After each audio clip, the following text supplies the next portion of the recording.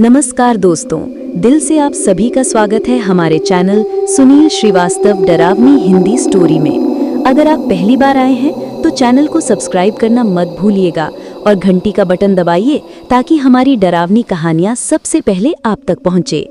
आपके कमेंट्स और सपोर्ट हमें हिम्मत देते हैं और नई नई कहानियां बनाने की प्रेरणा भी। तो आज बैठ जाइए एक अंधेरे कमरे में, क्योंकि जो कहानी आप सुनने वाले हैं उसके बाद शायद आप अकेले अंधेरे में बैठने से डरने लगे। कहानी 100 साल पुरानी हवेली की डायन। गांव के एक कोने में एक हवेली खड़ी थी, टूटी फूटी खंडर जैसी। कोई वहां जाना पसंद नहीं करता था।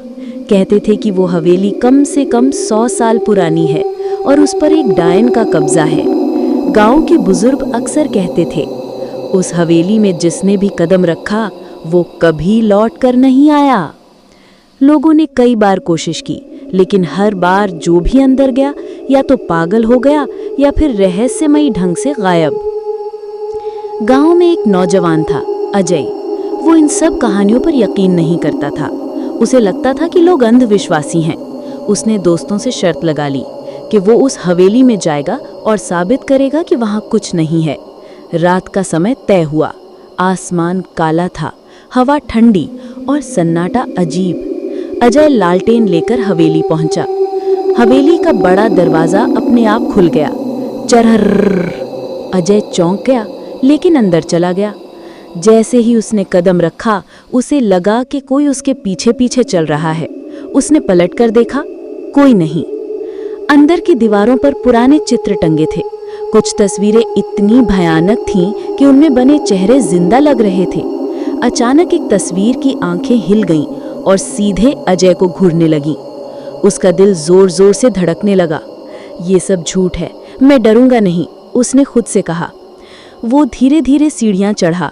हर सीढ़ी पर उसके पैरों की गूंज होती, जैसे कोई और भी पीछे पीछे चल रहा हो।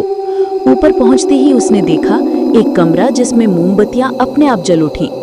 कमरे के बीचों बीच एक झूलती कुर्सी थी। उस पर एक औरत बैठी थी, लंबे बाल, सफेद कपड़े और आंखें लाल अंगारों जैसी।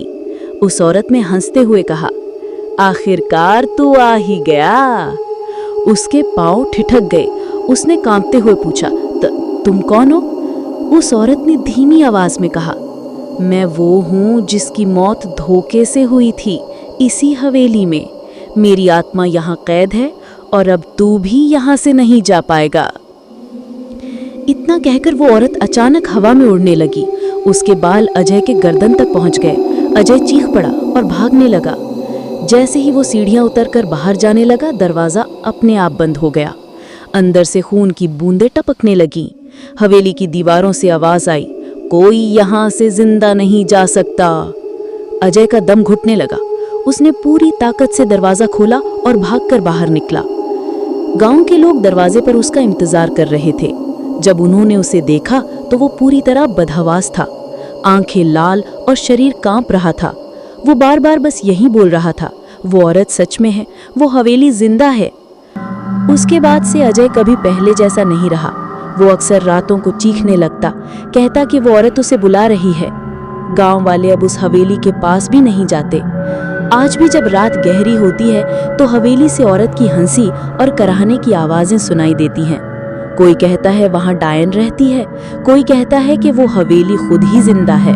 लेकिन सच्चाई क्या है, शायद कोई कभी न जान पाया। दोस्तों, ये थी 100 साल पुरानी हवेली की डायन की डरावनी कहानी। अगर कहानी ने आपके दिल की धड़कनें बढ़ा दी हों तो कमेंट में लिखिए, हमें और चाहिए, और चैनल को सब्सक्राइब करना मत भूलिए। मिलते हैं अगली बार एक और खौफनाक कहानी के साथ।